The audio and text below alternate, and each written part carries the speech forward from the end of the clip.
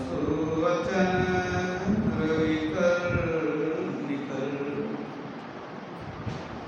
गुरु बिनु ज्ञान न उपजे, गुरु बिनु मिले न भेव, गुरु बिनु संशय न मिटे। जय जय जय गुरुदेव। बोलिए प्रेम से श्री सद्गुरु महाराज की जय। परमाराध्य गुरुदेव की पावन श्री चरणों में कोटि शरण।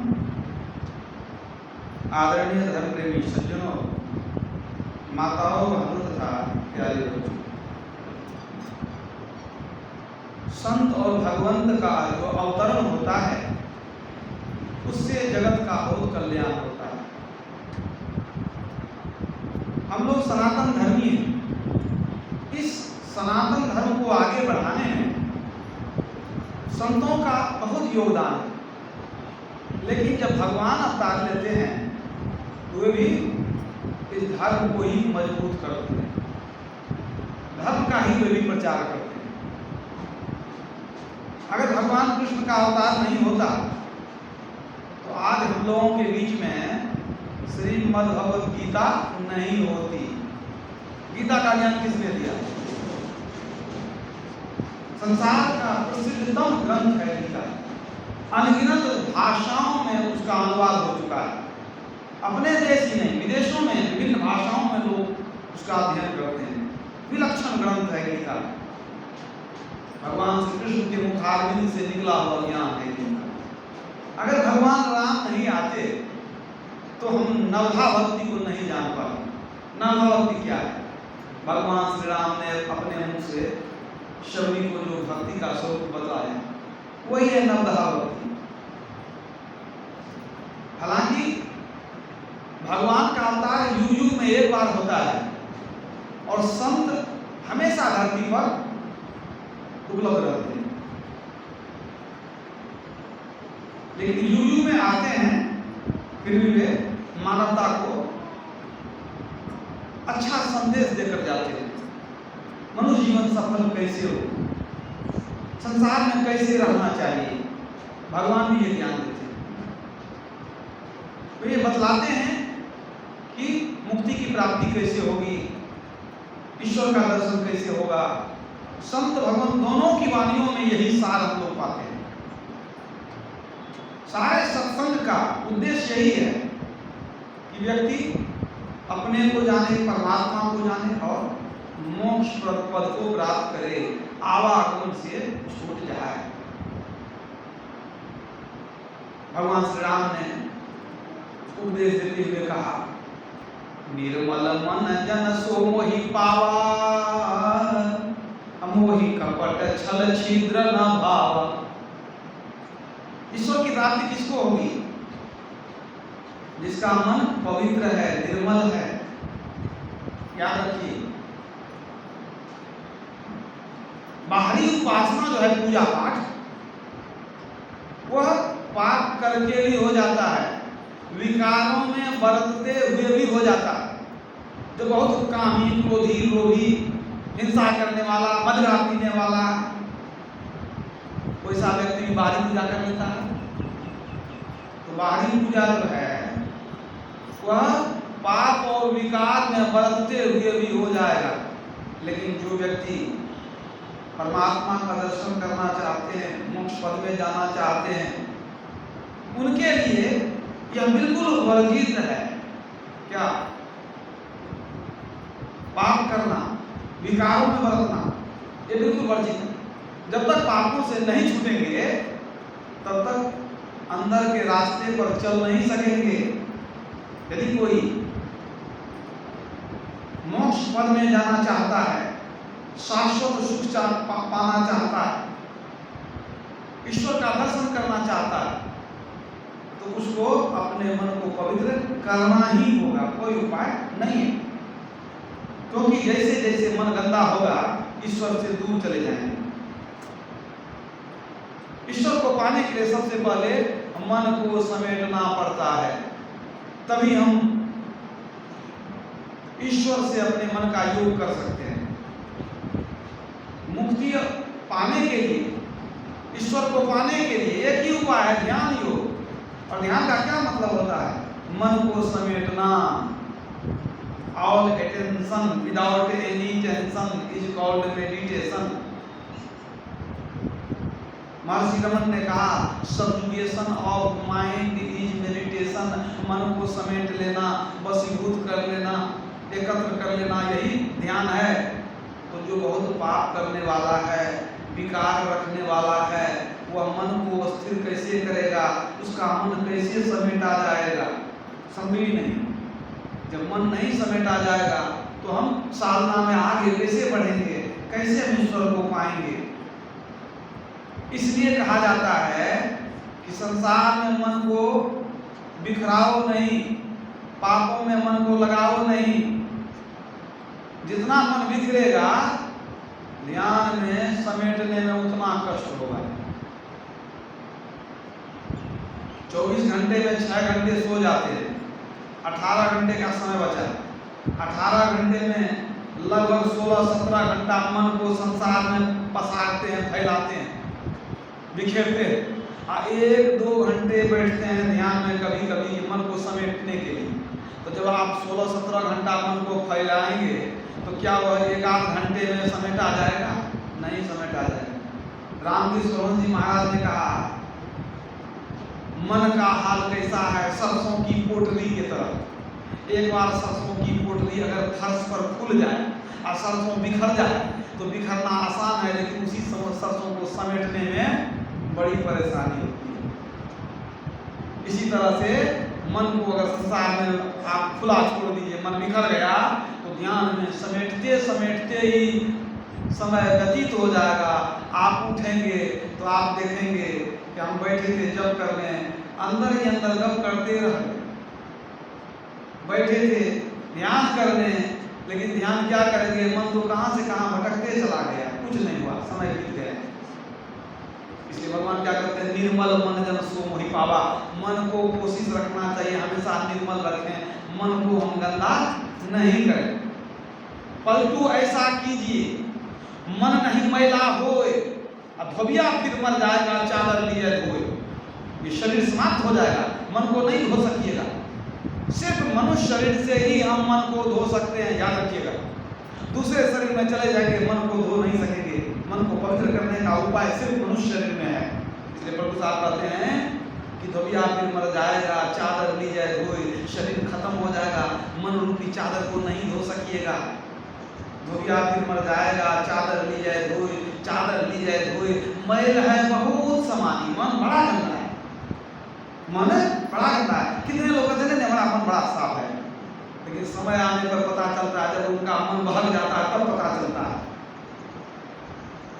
चीनी को बड़ा भ्रम होता है कि हम बहुत सफेद हैं, पवित्र हैं। पानी में घोल दीजिए, आग पर चढ़ा दीजिए, फौंटना शुरू कीजिए, तब देखिए कितना चीनी कितना सफेद है, कितना पवित्र है। गंदगी निकलना शुरू हो जाती है। तो जिनको भ्रम है कि हमारा मन बहुत पवित्र है, वो ध्यान में बैठ करके देखें। ध्यान के अग्नि पर जब मन को चढ़ाते हैं तो अंदर से गंदगी विकार निकलना शुरू हो जाता है। तब लगता है अरे तो हम तो सोचते थे कि ध्यान करेंगे तो मन में कहाँ से कहाँ पाप वगैरह आने लग गए। मन उतना आसान नहीं है साफ करना। कैसे साफ करेंगे? सबसे पहले सत्संग में आकर के साफ करेंगे, फिर गुरु सेवा से साफ करेंगे, फिर ध्यान में मन साफ होगा। धोबिया फिर मर जाएगा, चादर ली जाए धोए। चादर ली जाए धोए, मैल है बहुत समानी। चल सतगुरु के घाट, भरा जहाँ निर्मल पानी। चादर भई पुरानी, दिनों दिन बार न की जाए। सत्संगति में सौंद ज्ञान का साबुन दी जाए। छूटे कलिमल दाग, नाम का कलप लगावे। चलिए चादर ओढ़ी, बहु नहीं भाव में आवे। मन पवित्र हो जाएगा, फिर संसार नहीं आएंगे। चलिए चादर ओढ़ी, बहु नहीं भाव में आवे। परंतु ऐसा कीजिए कि मन नहीं मैला होए। धोबिया फिर मर जाएगा, चादर ली जाए धोए। तो चादर ली जाए धोए, एक तरफ चादर को धोते रहेंगे, दूसरी तरफ गंदा करते रहेंगे तो चादर फटेगा कैसे? गंदा ही कीजिए, फिर रगड़ते रहिए उसको। अच्छा तो यह है कि गंदा नहीं करें, अब पहले का जो गंदा है उसको धीरे धीरे साफ कर लें। यही बुद्धिमानी है। तो मन जब पवित्र होगा, सरल होगा, निष्कपट होगा, तब देखिए भक्ति आगे बढ़ेगी। सिर्फ भक्ति का ढोंग करने से नहीं होगा, आप मन को पवित्र कहाँ कर पाएंगे।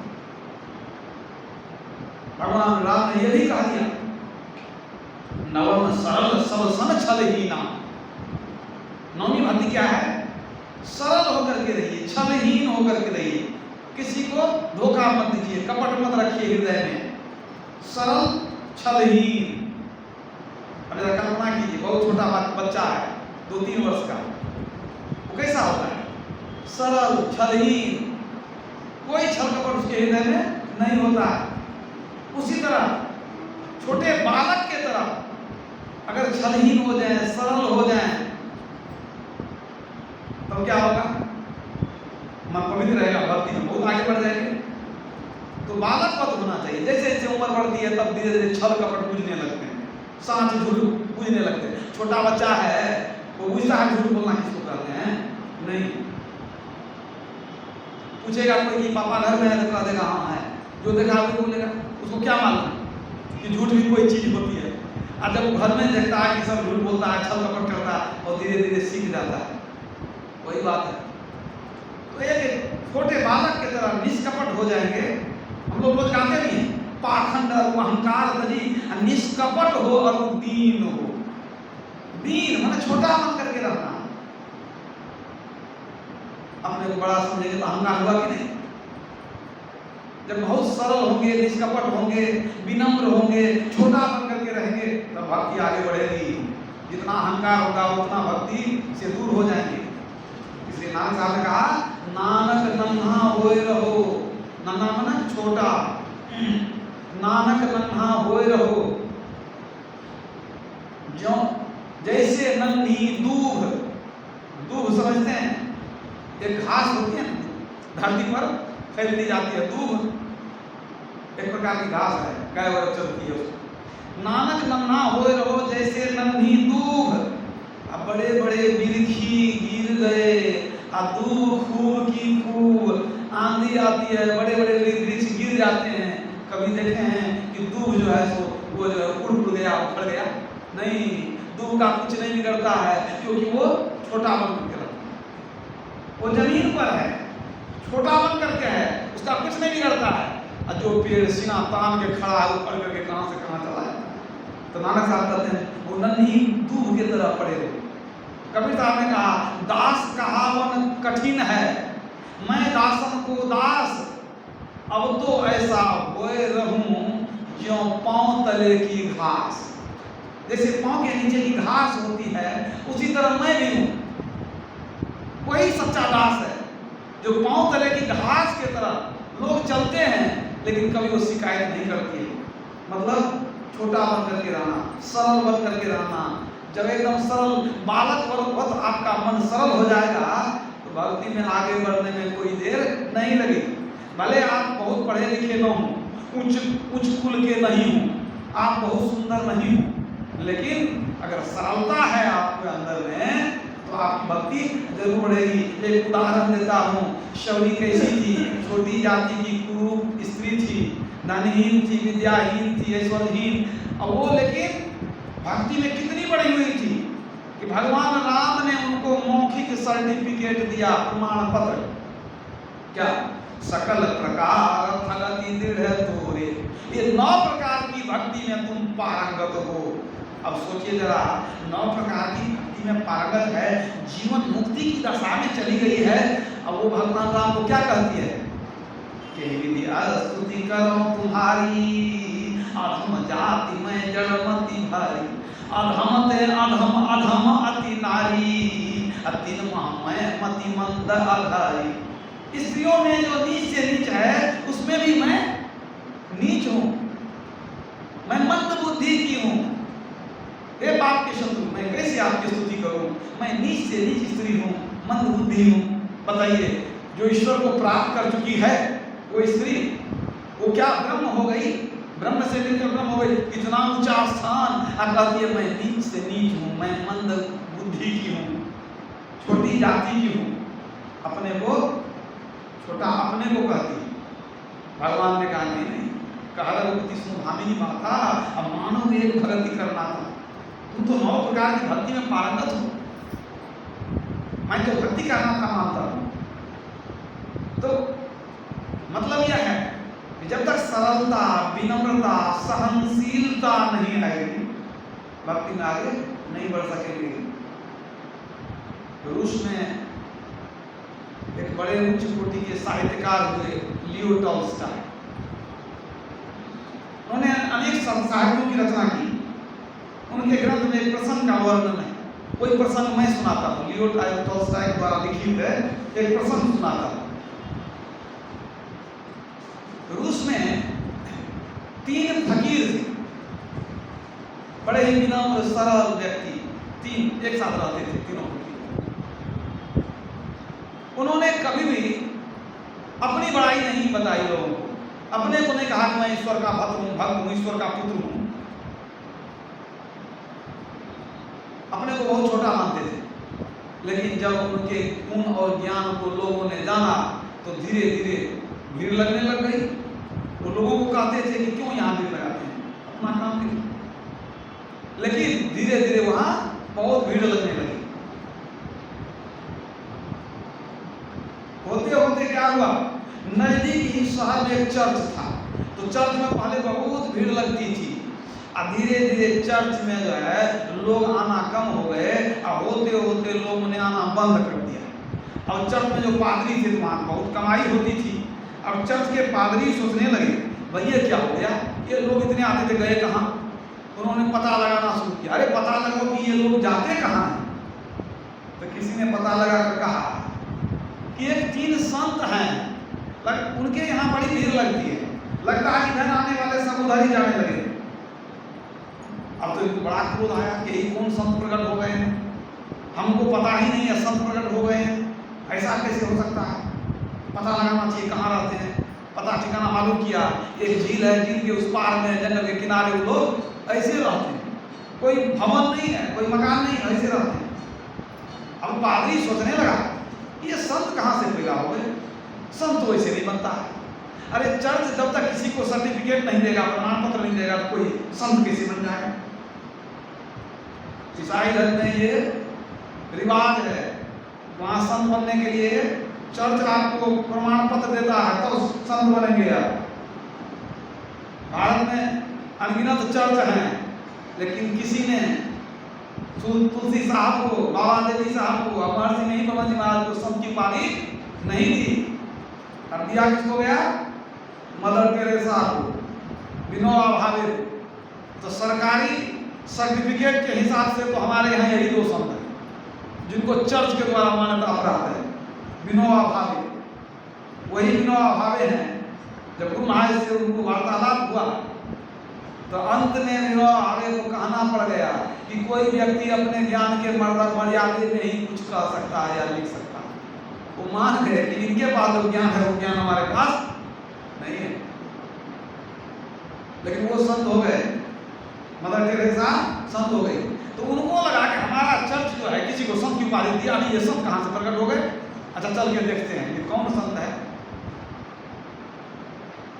अब वहां चले, चल करके देखे भाई झील को पार करना पड़ेगा तब वो संत मिलेंगे।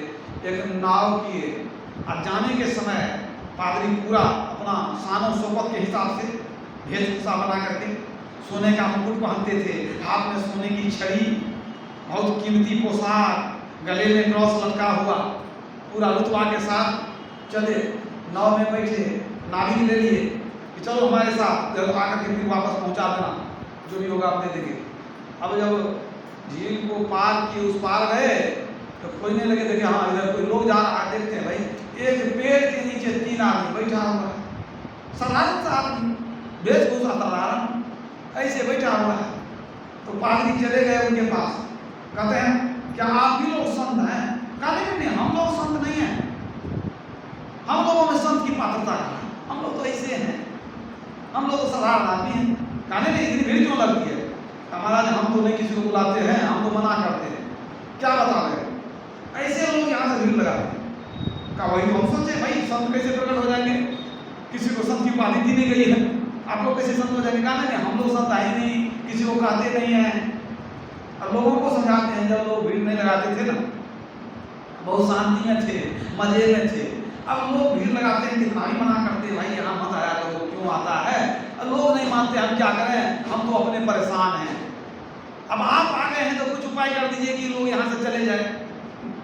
ये लोग बढ़ा लेते हैं हमको, और उनको देख करके पादरी खुश हो गया कि तो मूर्ख है, कहता है क्या कि हमको कोई ज्ञान नहीं है, हम कुछ नहीं है। तो इनसे तो हमको कोई दिक्कत नहीं है, हम लोगों को समझा देते हैं काहे के पीछे लगता है। तो तीनों फकीर को कहते हैं पादरी कि अच्छा हम आ गए हैं ना, हम आपकी मदद करेंगे। तो पादरी पूछता है कि अच्छा आज आप लोग यहाँ बैठे रहते हैं जंगल में, तो करते क्या है यहाँ बैठ करके। कहा कुछ नहीं, हम लोग प्रार्थना करते रहते हैं प्रभु से। अच्छा प्रार्थना करते हैं, बाइबल लिखाई कहाँ है। तो तीनों सबसे आगे कहते हैं कि हम लोग तो पढ़े लिखे नहीं हैं, बाइबल रख के क्या करेंगे, हम लोग पढ़े लिखे नहीं तो बाइबल रख के क्या। कहा बाइबल नहीं है तो फिर प्रार्थना क्या करते हैं, कैसे करते हैं आप लोग। हमारा हमको क्षमा कर दीजिए, हम क्या बता रहे, करने में मिला जाती है। अब हम लोग को तो प्रार्थना आता भी नहीं। एक बार एक पादरी ने हमको बताया था, चर्च में गए थे, तो उन लोगों ने इतना लंबा प्रार्थना बताया कि कितना भी कोशिश की तो याद नहीं रहा। तो याद रहा नहीं तो प्रार्थना क्या करेंगे हम, इसलिए उस प्रार्थना को भूल गए। हम लोग पढ़े लिखे हैं नहीं, याद नहीं रहता है। तब ये सोचने लगा पादरी कि भाई तो सही में गंवार है, न प्रार्थना याद है, न पढ़ा लिखा है, इसको तो ठिकाने लगा देंगे बहुत जल्दी से। इसको रास्ते से हटाना कोई बड़ी चीज नहीं है, संदाल जाके भगा देंगे, डरा देंगे, इसको भाग जाएगा। अच्छा ये बात बताओ, जब तुमको पढ़ा लिखा नहीं है, प्रार्थना याद नहीं है, तो तुम प्रार्थना करता क्या है। अब लोग नजर झुका लिया, कोई बोले ही नहीं। तीनों फकीर जो थे, तीनों संत कुछ बोले नहीं। अरे बताओ ना, कहने हमको लाग आती है, क्या होता है। कहने बताओ ना, अगर प्रार्थना याद ही नहीं तो प्रार्थना क्या करता है तुम लोग। तो तीनों ने कहा कि देखिए प्रार्थना तो हम लोग को याद हुई नहीं, तो हम लोग अपने में विचार किए कि प्रभु तो सबकी बात सुन लेते हैं, तो कहा है ना हम लोग अपने से कुछ प्रार्थना बना लें, वही कहेंगे। अब पादरी हंसने लगे, कैसा मूर्ख आदमी है, अपने से प्रार्थना बनाता है, भला अपना बनाया हुआ प्रार्थना कहीं प्रभु स्वीकार करके। अरे ईसा मसीह को नहीं जानता है, परमात्मा ने उनको प्रार्थना दिया था, इल्हाम हुआ था, आकाशवाणी हुई थी, ऐसे प्रार्थना होता है मूर्ख कहीं का। अरे प्रार्थना होता है शास्त्र सम्मत, परंपरा से चल कर आता है, इल्हाम होता है, कोई महापुरुष को प्रकट होता है, परमात्मा देते तब उसका प्रचार होता है। तुम लोग ने बड़ी मूर्खता की, ये तो बहुत बड़ा पाप हुआ, अपने से प्रार्थना बनाता है, अपने गाता है, ये तो बहुत बड़ी मूर्खता हो गई, बहुत बड़ा पाप हो गया तुमसे। अब तीनों ने कहा था हमको क्षमा कर दीजिए, अब जो हो गया सो हो गया, ऐसा कीजिए आप जो बता दीजिएगा वही कहेंगे तब हम लोग। कहा ठीक है, कोई बात नहीं है, पहले तुम ये बताओ। अब मन में कुछ उत्सुकता हुई कि लोग अपने से प्रार्थना बना लिया है, तो पहले जानना चाहिए कि प्रार्थना बनाया तो कैसे बनाया, क्या बना लिया है, पहले जानेंगे तब बताएंगे। तो पादरी ने कहा देखो अब तुम अपना प्रार्थना पहले बताओ, हम जानते हैं तुम अपने से मनाया है तो जरूर प्रभु होगा, वो प्रार्थना कोई काम का नहीं होगा, उससे प्रभु प्रसन्न होने वाले नहीं हैं। तुम अपना प्रार्थना बता दो, क्षमा मांग लो, तो हम प्रभु से तुमको क्षमा दिला देंगे, तब प्रभु तेरी प्रार्थना को सुनेंगे, तब तेरा कल्याण होगा, वैसे नहीं होगा। अपना प्रार्थना बताओ। तो उन लोगों ने सच्चाते हुए कहा, हम लोग तीनों बैठ के विचार करते रहे क्या प्रार्थना करें, क्या प्रार्थना करें। बहुत सोचे विचारे, कुछ समझ बात नहीं आई। तो हम लोग सोचे कि ईसाई धर्म में कहा जाता है कि ईश्वर के 3 रूप हैं, ईश्वर के 3 रूप हैं।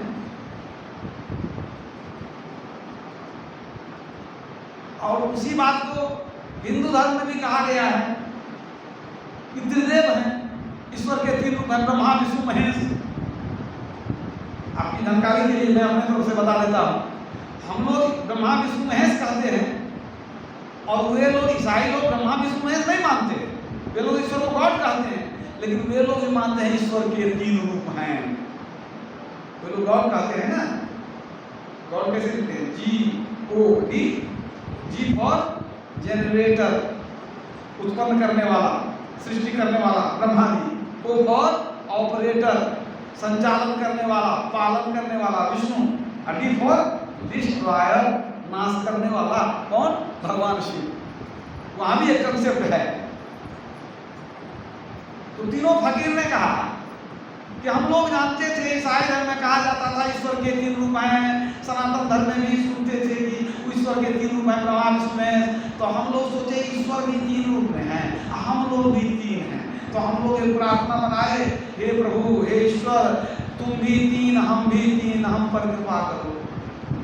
यही हमारी प्रार्थना। हे प्रभु, तुम भी 3, हम भी 3, हम पर कृपा करो। ये सुन करके पादरी खूब हंसा, कैसा पागल है, तुम भी 3, हम भी 3, हम पर कृपा करो। का यही सब कहता है? कहते हैं आप हमको क्षमा कर दीजिए, जो बताइएगा बता दीजिए हमको, जो कहिएगा वही कहेंगे। अब जो गलती हो गई है हमको क्षमा कर दीजिए। अरे मूर्ख, ये सब जाने से कुछ होने वाला नहीं है, तुम भी 3, हम भी 3 का जो कहते हैं सो कहो। अब बाइबल में जो प्रार्थना है वो सुनाने लग गया। कब का ये सीखो, हम जो कहते हैं उसको सीखो। एक बार कह दिया, का सुना, का सुन तो लिए, फिर कुछ देर लोग चुप रहे, फिर कहते हैं कि नहीं समझे, दोबारा कहिए। तो दोबारा फिर से प्रार्थना पादरी पूरा सुना दिया, फिर सुन लिए। तीनों फकीर कहते हैं आपका प्रार्थना इतना भारी है, बड़ा है, याद नहीं रहता। इससे बढ़िया तो हम लोग का प्रार्थना कितना आसान था, कभी भूलते भी नहीं थे, नींद में भी हम लोग कहते थे, कितना आसान था। ये प्रभु, तुम भी 3, हम भी 3, हम पर कृपा करो, कितना आसान है। इतना लंबा बताते हैं आप, भूल गए, फिर से कहिए। 3 बार 4 बार सुना दिया, समझा दिया। अब वो लोग दिमाग में लगा रहे हैं क्या प्रार्थना, अंग्रेजी में बड़ा बड़ा प्रार्थना सुना दिया। अब वो लोग सोचने लगे। अब पादरी कहा तो सुनो, अगर भूल जाएगा कभी कभी आना, चर्च में आना, फिर सुनाएंगे। यही प्रार्थना करने से प्रभु सुनेंगे, तब मेरा कल्याण होगा, वरना कोई उपाय नहीं है। कभी आ जाना, तुमको समझा देंगे। का ठीक है, जैसा कहिएगा वैसा ही करेंगे। तो 3-4 बार सुना दिया, का ठीक है, हम जाते हैं। यहाँ भीड़ नहीं लगनी चाहिए। कल आप सबको डांट दीजिए, हम थोड़ी बुलाते हैं, हमारा बात कोई नहीं मानता है। कहते हैं जाओ, यहाँ बैठे रहता है, तो कहता नहीं यही अच्छा लगता, क्या करें, हम परेशान हैं। अब जाए तो कहाँ जाए, यहीं झील है, यहीं पानी पी लेते हैं, यहीं रहते हैं हम लोग, यहीं कुछ फल खा लेते हैं। पादरी ने सबको समझाया, यहाँ भीड़ मत लगाओ। 9 पर चढ़ करके वो अपना चला गया। और जब चला गया, अब झील को आधा पार कर लिया, उस पार पहुंचेगा। अब 9 पर पादरी है और वही नाविक बैठा हुआ है। अचानक तो दोनों की दृष्टि पड़ी तीनों फकीर पर। लोग तो पार कर गया था लगभग, तीनों की नजर पड़ी तो तीनों देख करके आश्चर्यचकित रह गया। और तीनों फकीर पानी पर पैदल दौड़ते हुए बदहवास आ रहे थे। कहाँ? नाव की तरफ। तीनों दौड़ते हुए, पानी पर दौड़ते हुए आ रहे। आ करके न अब ये देखा पादरी, इसको घोर आश्चर्य, पानी पर कैसे दौड़ते हुए आ रहा है। अब उसका माथा चकरा है, कहता है नाविक को, यही तो ये चमत्कार तो सिर्फ जीसस ने किया था, ईसा मसीह ने किया था। ये चमत्कार सिर्फ ईसा मसीह ने किया था कि पानी पर पैदल चले थे। ये कैसे हो गया? ये तीनों पानी पर पैदल चल के कहाँ आते जा रहा है? अब तीनों बदहवास आया नाव के पास। कहता है प्रभु अब क्या बतावे, जब तक आप चले गए ना, हम लोग आपस में अभ्यास कर रहे थे कि क्या प्रार्थना दिए थे आप। अब हम कहते हैं कुछ, ये कहता है कुछ, वो कहते हैं कुछ। अब तीनों का बात मेल नहीं हो रहा, मतभेद हो गया है। अब गड़बड़ हो गया है कि क्या आप कहे थे, कृपा करके एक बार और सुना दीजिए क्या कहे थे, वही भूल गए हम लोग। सद्गुरु महाराज की जय। इसीलिए दौड़ते हुए हम आए हैं। ये देख करके तो समझिए कि कितना वोल्ट का झटका लगा पादरी को। ये प्रभु सुने थे कि जीसस पानी पर चलते थे, ये कौन अवतारी पुरुष है पानी पर चल करके आए। और जैसे वो आए कहते हैं हम भूल गए, फिर से बता दीजिए प्रार्थना क्या है। तो क्या हुआ, पादरी तीनों को चरण छू के प्रणाम किया, कहा हमको क्षमा कर दीजिए, बड़ी भारी गलती हो गई। आपका जो प्रार्थना, आपकी जो प्रार्थना वही सही है, क्योंकि प्रभु ने वो सुन लिया है। अब मेरी जो प्रार्थना वो गलत है, क्योंकि प्रभु ने अभी तक नहीं सुना है। हमारे अंदर न वो विश्वास है, न भरोसा है, न हमारी साधना है कि हम पानी पर चल सके। आप पानी पर चल करके आए हैं प्रभु, आपकी प्रार्थना तो सुन ली गई है, आप जीत गए, हम हार गए, आपकी प्रार्थना जीत गई।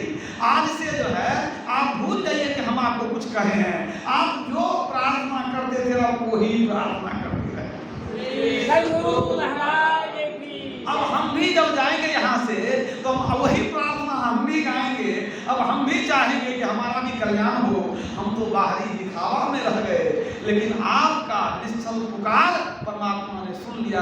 परमात्मा मुंह की वाणी नहीं, आत्मा की पुकार सुनते हैं। आपकी प्रभु ने सुन ली, आप जीत गए, हम हार गए। प्रणाम करके आशीर्वाद दिया, पादरी लौट के आ गया और तीनों फकीर चले गए जंगल में।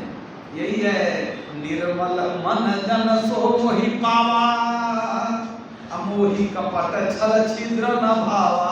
पादरी दिखावा में रह गया, पादरी दिखावा में रह गया, अहंकार में रह गया, और जिनको कुछ मालूम नहीं प्रभु को पा लिया। देखिए कहाँ साधना ऊंची चली गई कि पानी पर भी चलते हैं, है कि नहीं? कितने आश्चर्य की बात है। तो आप पादरी ने सोचा कि ईसा मसीह पानी पर चलते थे, ये दूसरा ईसा कैसे प्रकट हो गया? ये तो रूस की घटना मैंने आपको सुनाई। अब छोटी सी घटना अपने देश की सुन लीजिए, बहुत छोटी सी घटना सुनाऊंगा। शंकराचार्य के बहुत सारे शिष्य थे। एक कम ही उम्र का शिष्य था, नया उम्र का युवक था, नाम था सनातन। शंकराचार्य उसको बहुत मानते थे और शिष्यों के मन में बड़ा क्षोभ होता था कि गुरु महाराज इसको बहुत मानते हैं, हम लोग को बेसी नहीं मानते, क्योंकि हम लोग ज़्यादा पढ़े लिखे हैं, ज़्यादा ज्ञानी हैं, इसी को ज़्यादा मानते हैं। क्यों मानते हैं? सबके मन में होते रहता था। एक दिन शंकराचार्य जी ने कहा कि चलो गंगा स्नान करने जाते हैं। सारे शिष्य चले गए गंगा स्नान करने, सब गंगा नहाने लग गए। और सावन भादों का समय, एकदम गंगा में पानी लबालब, तूफान पर गंगा एकदम पूरे भरी पानी से भरा हुआ नदी। शंकराचार्य जब डुबकी लगाए तो महान चमत्कारी रूप से संत थे। अब डुबकी लगाए तो निकल गए कहाँ? उस पार में जाकर के सीधे। ये लोग यहाँ किनारे में नहा रहे हैं, और उस पार जब चले गए तो वहाँ से आवाज देते हैं, अरे कोई है मेरी धोती लेकर के आएगा, काहे कि हम यहीं बैठ करके ध्यान कर लेंगे, बड़ा बढ़िया जगह है इस पार में, ध्यान करके तब आएंगे, कोई धोती लेकर के आना।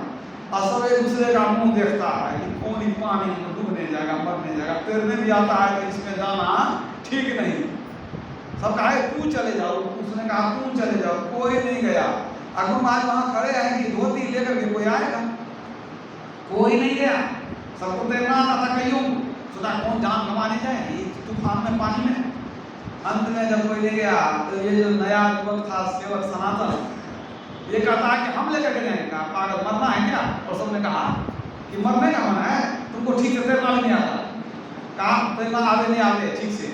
जब गुरु महाराज ने कहा धोती लेकर के आओ, इसका मतलब है कि पहुंचाया जा सकता है। अगर पहुंचाया नहीं जा सकता तो गुरु महाराज क्यों कहते लेकर के आओ? इसका मतलब पहुंचा सकते हैं, कोई बड़ी बात नहीं है। गुरु महाराज की आज्ञा है ना, हम लेकर के जाएंगे धोती। जाके मरो। धोती हाथ उठा लिया, अब पानी में छलांग लगाया। अब पानी में जब छलांग लगाया तो पैर पानी के अंदर नहीं गया, जहाँ जहाँ पैर पड़ा वहाँ वहाँ कमल उगता चला गया। जहाँ जहाँ पैर दिया कमल उगता चला गया, और पानी पर कमल के फूल पर पैर देते देते वो दौड़ते हुए गंगा पार कर गया, और जाकर के धोती उनको थमा दिया। गुरु महाराज की जय।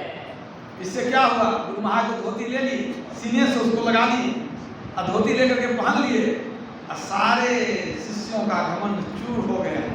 इसको क्यों मानते हैं? अभी श्रद्धावान लगे ज्ञानम, गुरु के वाक्य में श्रद्धा नहीं हो, आज्ञा सम न सुसाहिब सेवा, आज्ञा की मन का पालन नहीं हो, ढोंग करना पाखंड करना बेकार। आज्ञा सम न सुसाहिब सेवा, आज्ञा का पालन करना ही असली सेवा है। जिसके दिल में श्रद्धा है वही ज्ञान फलित होता है। तो सब ने जान गया, सब जान गए कि नहीं, इसमें जो श्रद्धा है, समर्पण है, गुरु के लिए जान देने के लिए तैयार है। हमारे अंदर वो चीज नहीं है। मतलब शंकराचार्य जी को छोड़ दीजिए, उनके एक छोटे से शिष्य पानी पर चल करके दिखाए, उनका नाम तो था सनातन। और जब से वो पानी पर चल करके उस पार से उस पार गए, नाम हो गया पाद पद्म। शंकराचार्य जी के एक महान शिष्य पाद पद्म, पाद मन पैर, पद्म न कमल, कमल पर जहां पैर दिए कमल हो गया, पाद पद्म नाम हो गया। तो मतलब क्या है? जो ईश्वर का सच्चा भक्त वही है, जो सरल है, विनम्र है।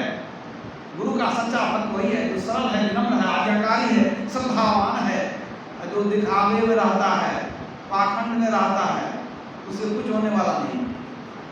साधु ही बन जाए, हृदय में छल कपट हो, ईर्ष्या-द्वेष हो, लोभ हो, अहंकार हो, क्या हो? साधु बनिए कि गृहस्थ आश्रम में रहिए, बात एक ही है। भेष बनावे भक्त का, नाही राम सो नेह, पलटू पर धन हरण को, वेश्या बेचे देह। साधु बन गए क्यों? धन जमा करने के लिए। साधु का रूप बनाए, जटा बढ़ाए, तिलक लगाए, चिमटा कमंडल दिए, भस्म लगाए, गेरुआ पहने, क्यों भाई? बेसी चढ़ावा मिलेगा। रूप बनाए धन हरने के लिए। वैसे क्या करती है? रूप बनाते क्यों? धन हरने के लिए। कुल तजी भेष बनाइया, कुल खानदान छोड़ दिए, भेष बना दी। कुल तजी भेष बनाइया, ये न आयो साँच, धरनी प्रभु रिझे नहीं, देखत ऐसो नाच। प्रभु के आगे कितना भी नाचिए, प्रभु सब बुझते हैं, इसका दिल साफ नहीं है। साधु कैसा होता है? कुछ बात सुनते ही ब्रह्मजी महाराज कहते थे, कपड़े रंग कर जो न कपट का जाल बिछावे, तन पर जो न विभूति पेट के लिए लगावे। हमें चाहिए सच्चा जी वाला वह साधु, देश जाति जग हित कर जो नित जन्म गवावे। जो देश के लिए, जाति के लिए, धर्म के लिए अपने जीवन को न्यौछावर कर दे, सच्चा दिल वाला, वैसा साधु चाहिए। कपड़े रंग करके ठगने वाला साधु नहीं चाहिए। राजस्वामी साहब ने कहा, तुम साध कहावन कैसे? काम न छोड़ा, क्रोध न छोड़ा, कुटिल कुटिल वचन नहीं सहते, तुम साध कहावन कैसे? साध बनना बहुत कठिन है, भक्त बनना बहुत कठिन है। सिर्फ बात बनाने से भक्ति नहीं होती है, याद रखिए। वाक्य ज्ञान अत्यंत निपुण, भव पार न पावे कोई, निशी गृह मध्य दीप की बातिन, तम निवृत्त न होई। निशी गृह मध्य, निशी माना रात, और गृह मध्य घर के भीतर, और दीप की बातिन, रात के समय घर के भीतर में बैठ जाइए और दीप की बात कहने लगिए, दीपक प्रकाश आप बोलने लगिए, तो क्या बोलने से तम निवृत्त होगा, अंधकार समाप्त होगा। घर में बैठ करके दिया बाती कहते रहेंगे तो अंधकार नहीं मिटेगा। इसी तरह वाक्य ज्ञान अत्यंत निपुण, अब बहुत रट लिए, शास्त्र बहुत समझाते हैं, सुनाते हैं, उससे क्या होगा? भवपार न पावे कोई। जैसे अंधेरे कमरे में बैठ कर दिया बाती कहने से अंधकार नहीं हटता है, उसी तरह बहुत शास्त्र रट लिए, बहुत सुनाते हैं, तो उसी से भवसागर पार नहीं होंगे, मुक्ति नहीं मिलेगी। मुक्ति न होवे नाचे गावे, मुक्ति न होवे मृदंग बजावे, मुक्ति न होवे साखी पद बोले, अब मुक्ति न होवे तीर्थ डोले। कबीरदास ने कहा, तब मुक्ति कैसे मिलेगी? गुप्त जाप जाने जो कोई, कह कबीर मुक्त भल सोई। गुप्त जाप क्या है? वह सुमिरन जो अंदर में शब्द को पकड़ता है जिस साधना के द्वारा, गुप्त जाप वही है जिसमें कुछ मुंह से जपना नहीं पड़ता है। सुमिरन सुरत लगाए के मुख से कछु न बोल, अब बाहर का पट दे कर अंदर का पट खोल, मुंह से बोलना नहीं है। सुरत के द्वारा श्रवण बिना ध्वनि सुने, नयन बिन रूप निहारे, जिसमें बाहरी काम से सुनने की जरूरत नहीं है, भीतर के काम से सुनेंगे। बाहर के आंख की जरूरत नहीं है, भीतर के आंख से देखेंगे। सोचिए, बाहर का काम नहीं है फिर भी परमात्मा की आवाज को सुनेंगे, बाहर की आंख नहीं है फिर भी हम लोग परमात्मा को देखेंगे। सूरज ने कैसे परमात्मा को देखा? आंख तो नहीं थी उनको। कबीरदास कहते हैं, बिनु बाजा निस दिन बाजे, घंटा शंख नगाड़ी रे। अंदर में बाजा नहीं है, सब तरह का बाजा बज रहा है। बिनु बाजा निस दिन बाजे, घंटा शंख नगाड़ी रे, अब बहिरा सुन सुन मस्त होता है, तन की सुधी विसारी रे। तन की सुधी खत्म हो गई है, बहिरा भी मस्त हो गया अंदर में सुन करके। वो कैसी आवाज है आ रही धुन से सदा तेरे बुलाने के लिए। यह है अंतिम साधना। तो असली साधना क्या है जिससे ईश्वर को जानेंगे? ये बाहर में अपने से भगवान को बनाइए। अरे अपने से नहीं बनाते हैं, आप नहीं बनाए हैं, कोई कुम्हार बनाया है, कोई मूर्तिकार बनाया है। तो हम लोग तो सुनते हैं कि परमात्मा सबको बनाते हैं, देवी देवता को भी बनाते हैं, ब्रह्मा विष्णु महेश को भी बनाते हैं, सबको परमात्मा ने बनाया। यहाँ आदमी ही देवी देवता को बनाता है, मतलब भगवान को बनाए। तो हम अब देखिए कैसा उल्टा रिवाज है, सुनते हैं कि परमात्मा ने संसार को बनाया, यहाँ आदमी ही भगवान को बनाता है, आदमी ही पकवान को बनाता है, अब पकवान बना के भगवान के आगे में देता है, भगवान तो खाते हैं नहीं, सब बैठ के अपने खाता है और सोचता है भक्ति पूरी हो गई। ये कौन सी भक्ति? इस भक्ति से काम चलने वाला नहीं है। आपका भगवान जो है वो भी नकली है और आपकी पूजा भी नकली है। ये कब ठीक है? बच्चों का खेल कर रहे हैं तो बचपन में ठीक है, इससे काम नहीं चलेगा। ईश्वर मिलने वाले नहीं हैं। गुड़बा गुड़िया सुपलिया तजीदे बुद्धि लड़कियां खेलन की, ये बच्चों का खेल कितना करोगे? सब लोग चेताते हैं बच्चों का खेल बहुत किया, अब तो जागो।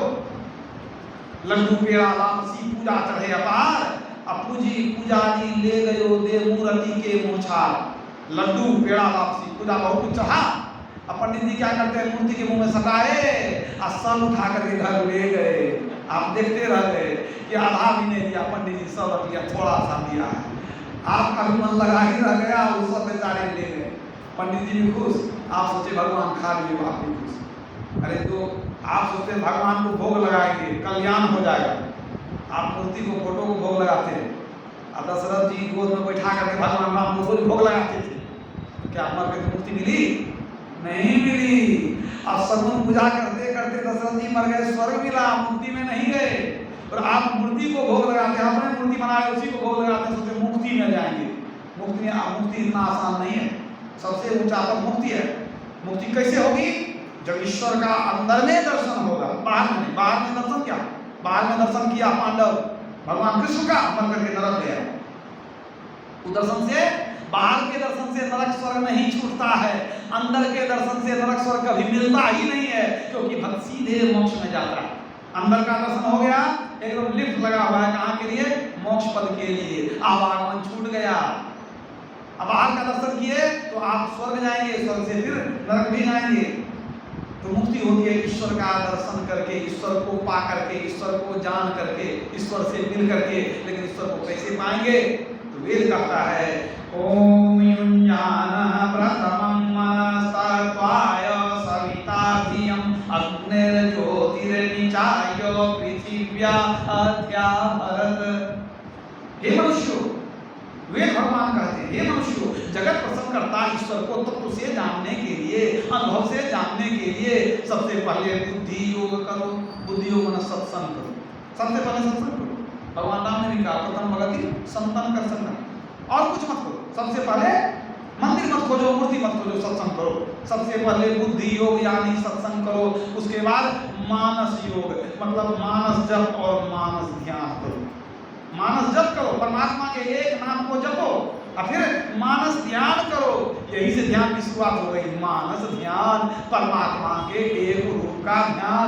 उसके बाद ज्योति का योग करो, अंदर में ज्योति को खोजो, खोज करो अंदर उजियारी दृष्टिवान कोई देखा है। ज्योति योग माने बिंदु ध्यान। तो वेद में क्या बताया गया कि पहले सत्संग कर लो, फिर तुम जप करो, इसके बाद ध्यान शुरू हो जाएगा। मानस ध्यान, बिंदु ध्यान। अब बिंदु ध्यान करते करते प्रकाश मिलेगा, तब हो जाएगा नाद ध्यान, अंदर के शब्द को पकड़ना। बस यही एकमात्र मार्ग है, दुनिया में न कभी दूसरा मार्ग हुआ है न होने वाला है। क्या? जप ध्यान। मूल साधना क्या है? जप और ध्यान। जप कैसे करेंगे? मानस जप जपों का राजा है, अति पावन गुरु मंत्र मन ही मन जाप जपो, मन ही मन जप करेंगे, जपों का राजा है। एक तो जप हो गया, इसके बाद क्या है? ध्यान। अब ध्यान पर ध्यान दीजिए आप लोग। ध्यान की बात को ध्यान से सुनेंगे तो आपके ध्यान में रहेगा, आने तो ध्यान से उतर जाएगा। तो ध्यान की बात को ध्यान से समझिए। एक तो जप हो गया, अब जप के बाद क्या है? ध्यान। ध्यान के दो रूप हैं, स्थूल ध्यान और सूक्ष्म ध्यान। जब तक आप रूप का ध्यान करते हैं, चाहे राम रूप हो चाहे गुरु रूप हो, यह है, ये स्थूल ध्यान हो गया। यहां से स्थूल ध्यान हो गया, मतलब मानस ध्यान हो गया, स्थूल ध्यान। इसके बाद जो भी ध्यान है वो सूक्ष्म ध्यान। और सूक्ष्म ध्यान के दो रूप हैं, दो भाग हैं, दो प्रकार हैं, रूप ध्यान और अरूप ध्यान। फिर से सुनिए, ध्यान के दो रूप हैं, दो प्रकार के ध्यान हैं, स्थूल और सूक्ष्म। जो मानस ध्यान है स्थूल ध्यान है, इसके बाद जो है वो है सूक्ष्म ध्यान। सूक्ष्म ध्यान के दो भाग हैं, रूप ध्यान और अरूप ध्यान। जब तक आप बिंदु का ध्यान करते हैं, दृष्टियोग करते हैं, सुषुम्ना ध्यान करते हैं, वो है रूप ध्यान, क्योंकि वहां बिंदु है, बिंदु ध्यान करते हैं। ये हो गया रूप ध्यान। इसके बाद जो ध्यान है वो है अरूप ध्यान। बिंदु ध्यान के बाद क्या होता है? नाम ध्यान। नाम माने शब्द, शब्द में रूप है, शब्द में रूप होता है? नहीं होता, इसलिए उसको कहते हैं अरूप ध्यान। तो जहां तक बिंदु ध्यान है वो रूप ध्यान हो गया। अब उसके बाद जो है वो है अरूप ध्यान। अरूप ध्यान भी दो प्रकार के हैं, सगुण अरूप और निर्गुण अरूप। जब आप बहुत प्रकार के शब्द को सुनते हैं, उसको कहते हैं अनहद नाद, जिसकी हद नहीं, गिनती नहीं, अनेक शब्द। तो जब हम अनेक शब्दों को सुनते हैं, झांझ, मजीरा, ढोलक, मृदंग आदि की आवाज, बादल की गड़गड़ाहट, झिंगुर की झंझनाहट, इन सब अनेक शब्दों को सुनते हैं, यह है सगुण अरूप। क्योंकि वह शब्द है तो अरूप है, रूप नहीं है, लेकिन वो सगुण है, वो निर्गुण नहीं है, वो है सगुण अरूप ध्यान। अब उन्हीं शब्दों के बीच एक सार शब्द है ओंकार ध्वनि, जो सीधे परमात्मा से वो आवाज आती है। उस शब्द को जो आप पकड़ लिए नादानुसंधान के द्वारा, मतलब सार शब्द में मन लीन हो गया, तब हो गया वो क्या? तब हो गया निर्गुण अरूप ध्यान। पहले और शब्द है सगुण अरूप, अगर सार शब्द को पकड़े तो निर्गुण अरूप, उसी को दूसरे शब्दों में कहते हैं निर्गुण निराकार का ध्यान। वही सार शब्द परमात्मा से ले जाकर के मिला देता है। नाद सो नादों में चली धरु, प्रणव सत ध्वनि सारे, एक ओम सतनाम ध्वनि धरी, में ही हो भव पार रे। सतनाम को पकड़ लो, ओंकार ध्वनि को पकड़ लो, भवसागर से पार हो जाओ। वही सतनाम जो है परमात्मा से आता है। उस शब्द के सहारे चलते चलते कहाँ पहुंचेंगे? परमात्मा के पास। परमात्मा का दर्शन हो गया, आपको पता चल जाएगा अहम ब्रह्मास्मि, जो मैं हूँ वही परमात्मा है, जो परमात्मा है वही मैं हूँ। भगवान श्री राम ने हनुमान जी को ध्यान की क्रिया बतलाई, कह दिया कि शास्त्रों के कथाओं को पढ़ने से कुछ नहीं मिलेगा, बैठ करके ध्यान कीजिए। वो ध्यान करने लगे, ध्यान में उनकी चढ़ाई हो गई। तो भगवान राम एक दिन बुला करके पूछते हैं, ये हनुमान जी आप में और मुझ में क्या संबंध है, जरा बताइए। तो हनुमान जी सब चाह गए, तब क्या बता दें। तब सब चाहते हुए कहते हैं, प्रभु भगवान राम परीक्षा ले रहे थे, ध्यान में क्या सब देखा। तो कहते हैं, प्रभु यदि शरीर भाव को देखें तो आप स्वामी हैं, हम तो जन्म जन्म के आपके दास हैं। शरीर को देखें तो आप स्वामी, हम दास। लेकिन प्रभु यदि आत्म भाव को देखें तो जो आप हैं वही हम हैं, और जो हम हैं वही आप हैं। एको ब्रह्म द्वितीयो नास्ति, अहम ब्रह्मास्मि, ब्रह्म सत्यम जगत मिथ्या। मतलब उनको आभास हो गया हनुमान जी को कि जो ये है वही तो हम भी हैं। इसलिए हनुमान जी को संत क्यों कहा गया? संत कोटि के भक्त में गिने जाते हैं हनुमान जी। ऐसे नहीं, ध्यान करके भगवान राम ने कहा था कि कथा के फेरे मत रहो, इससे कथा मिटने वाली नहीं है, अंतर की ज्योति को खोजो। उन्होंने ध्यान किया, वो समझ गए कि जो प्रभु है वही हम है, जो हम है वही प्रभु है, दोनों में कोई अंतर है ही नहीं। ना ब्राह्मण ना शूद्र न सैयद शेख है, हम तुम कोई ना ही बोलता एक है। जो आत्मा है जो मेरे अंदर वही आपके अंदर है। और ध्यान में जब अनुभव हो जाएगा कि हम प्रभु एक ही हैं, तो क्या होगा?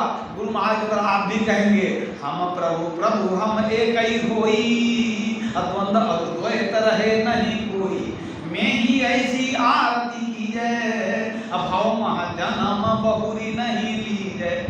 तो आज के प्रवचन का सार क्या है? सार बात यह है कि अगर आप ईश्वर का दर्शन चाहते हैं, मोक्ष पाना चाहते हैं, तो बाहरी पूजन से होगा नहीं, और मूल रूप से अपने मन को पवित्र करना पड़ेगा, अपने को विनम्र सरल बनाना पड़ेगा, अपने को विकारों से दूर करना पड़ेगा। अगर निष्कपट हो जाए, निश्चल हो जाए, सरल हो जाए, तब भक्ति में आगे बढ़ेंगे। क्योंकि ये अंदर की भक्ति है, इसमें मन को समेटना पड़ता है। तो मन को समेट करके जब अंदर में चलेंगे, ध्यान के द्वारा अंदर चल करके ईश्वर को पाएंगे और मुक्ति मिलेगी। यही थोड़ा सा आत्मा की सेवा में कहा। बोलिए प्रेम से श्री